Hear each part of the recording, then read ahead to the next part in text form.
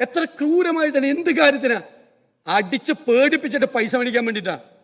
അടിച്ച് പേടിപ്പിച്ചിട്ട് പറയാ പോക്സോ കേസിൽ കൂടി നിന്നെ കൊടുത്തു, അതുകൊണ്ട് 5 ലക്ഷം തന്നേക്കാം. 5 ലക്ഷം തന്നേക്കാൻ പറയാ. നിങ്ങളുടെ പ്രകടന പത്രികയിൽ ഐറ്റം നമ്പർ 835 ഉണ്ട്. എന്താണ്?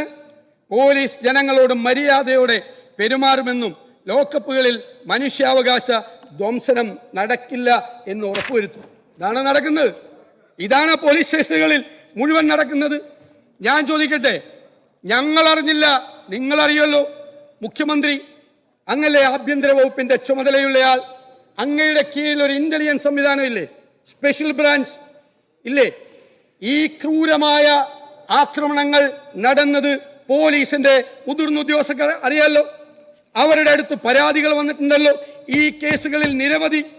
ഈ ഡിവൈഎഫ്ഐക്കാരനെ പോലീസ് സ്റ്റേഷനിൽ വെച്ച് തല്ലിക്കൊന്ന കേസ് മുഖ്യമന്ത്രിക്ക് പരാതി കിട്ടിയിട്ടുണ്ടല്ലോ. ഇവിടെ മുഖ്യമന്ത്രിക്ക് പരാതി അയച്ചാന്ന് ചോദിച്ചു. ഇവിടെ ഡിവൈഎഫ്ഐക്കാരനെ സ്റ്റേഷനിലിട്ട് തല്ലിക്കൊന്നിട്ട് നടപടിയെടുക്കാത്ത ഈ മുഖ്യമന്ത്രിയാണോ യൂത്ത് കോൺഗ്രസ് മണ്ഡലം പ്രസിഡന്റിന്റെ പരാതി കൊടുത്താൽ നടപടിയെടുക്കുന്നത്? ആണോ ലോക്കൽ സെക്രട്ടറിയുടെ കരണത്തടിച്ചിട്ട് നടപടിയെടുക്കാത്ത മുഖ്യമന്ത്രിയുടെ കയ്യിൽ പരാതി ഉണ്ടല്ലോ. നിങ്ങളുടെ സ്പെഷ്യൽ ബ്രാഞ്ച് എന്താണ്?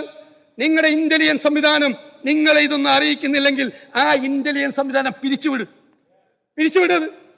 അല്ലെങ്കിൽ നിങ്ങൾ ഇതെല്ലാം അറിഞ്ഞുകൊണ്ടാണ് നിങ്ങൾ നടപടിയെടുക്കാതിരിക്കുന്നതെങ്കിൽ, ബഹുമാനപ്പെട്ട മുഖ്യമന്ത്രി, ഞാൻ അങ്ങയോട് പറയുന്നു, അങ്ങ് ആഭ്യന്തര വകുപ്പിന്റെ ചുമതല ഒഴിഞ്ഞു പോകണം. ഇത് റഷ്യയിലെ സ്റ്റാലിന്റെ ഗുലാഗുകളെ കുറിച്ച് ഞങ്ങൾ വായിച്ചിട്ടുണ്ട്. രാഷ്ട്രീയ എതിരാളികളെയും ശത്രുക്കളെയും സംശയമുള്ളവരെയും കൊണ്ടുപോയി ഈ ഗുലാഗിൽ കൊണ്ടുപോയി കസ്റ്റോഡിയൽ ടോർച്ചറിന് വിധേയമാക്കിയ നിരവധി കഥകൾ പുറത്തു വന്നിട്ടുണ്ട്. ഇത് സ്റ്റാലിന്റെ റഷ്യയല്ല ബഹുമാനപ്പെട്ട മുഖ്യമന്ത്രി, ഇത് ജനാധിപത്യ കേരളമാണ്. നിങ്ങൾ സ്റ്റാലിൻ ചമയാൻ ശ്രമിച്ചാൽ ഞങ്ങൾ അതിനെ ചോദ്യം ചെയ്യുക തന്നെ ചെയ്യും. നിങ്ങൾ 3-ാം തീയതി ഇത് പുറത്തു വന്നാണ്. 3-ാം തീയതി അതിനെ തുടർന്ന് നിരവധി വിഷയങ്ങൾ പുറത്തു വന്നു. നിരവധി വിഷയങ്ങൾ എല്ലാ ജില്ലയിൽ നിന്നും വരുക. നിങ്ങളൊരു മറുപടി പറഞ്ഞില്ലല്ലോ. നിങ്ങൾ മുഖ്യമന്ത്രിയല്ലേ? നിങ്ങൾ ആഭ്യന്തര വകുപ്പിന്റെ ചുമതലയുള്ള ആളല്ലേ? നിങ്ങൾ ഇതുവരെ ഒരു മറുപടി പറഞ്ഞോ? കേരളത്തിലെ പൊതുസമൂഹത്തോട്, മാധ്യമങ്ങളോട് നിങ്ങൾ പറയണ്ടേ? നിങ്ങൾ തെരഞ്ഞെടുക്കപ്പെട്ട മുഖ്യമന്ത്രിയാണ്. തെരഞ്ഞെടുക്കപ്പെട്ട ഭരണകൂടത്തിന് നേതൃത്വം കൊടുക്കുന്ന ആളാണ്. നിങ്ങളുടെ കീഴിലുള്ള പോലീസ് മനുഷ്യ മനസാക്ഷിയെ ഞെട്ടിക്കുന്ന തരത്തിലുള്ള ക്രൂരമായ വൃത്തികേടുകൾ ചെയ്യുമ്പോൾ നിങ്ങൾ എന്തേ മൗനം പാലിച്ചു? നിങ്ങൾ എന്തേ മിണ്ടിയില്ല? നിങ്ങൾ എന്തുകൊണ്ട് പറയാൻ നിങ്ങൾക്ക് ഡിഫൻസ് ഉണ്ടായിരുന്നില്ല? നിങ്ങൾ പറഞ്ഞില്ല. നിങ്ങൾ ഒരക്ഷരം ഇതുവരെ പറഞ്ഞില്ല. കേരളത്തിന്റെ രാഷ്ട്രീയ ചരിത്രത്തിൽ ഏതെങ്കിലും ഒരു ആഭ്യന്തരമന്ത്രി, ഏതെങ്കിലും ഒരു മുഖ്യമന്ത്രി ഇതുപോലെ മിണ്ടാതിരുന്നിട്ടുണ്ടോ? സംസാരിക്കാതിരുന്നിട്ട് എത്ര ദിവസമായി?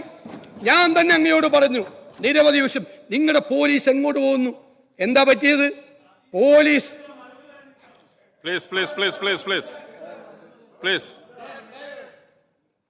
സർ, പോലീസ് ഒരു ഫോഴ്സാണ്. ആർമി പോലെയൊക്കെയുള്ള ഒരു ഫോഴ്സാണ്. ഒരു അർദ്ധ സൈനിക സംവിധാനം പോലെയാണ് പോലീസ് ഒരു ഫോഴ്സ് എന്ന് പറയുന്നത്. അതിനൊരു ഹൈറാർക്കി ഉണ്ട് സാർ. ആ ഹൈറാർക്കി കേരളത്തിലെ പോലീസിൽ പ്രവർത്തിക്കുന്നുണ്ടോ? നിങ്ങളുടെ രാഷ്ട്രീയ ഇടപെടലുകൾ, നിങ്ങളുടെ ഉപജാപക സംഘത്തിന്റെ ഇടപെടലുകൾ, ഈ DGP പറഞ്ഞാൽ SP കേൾക്കുവോ?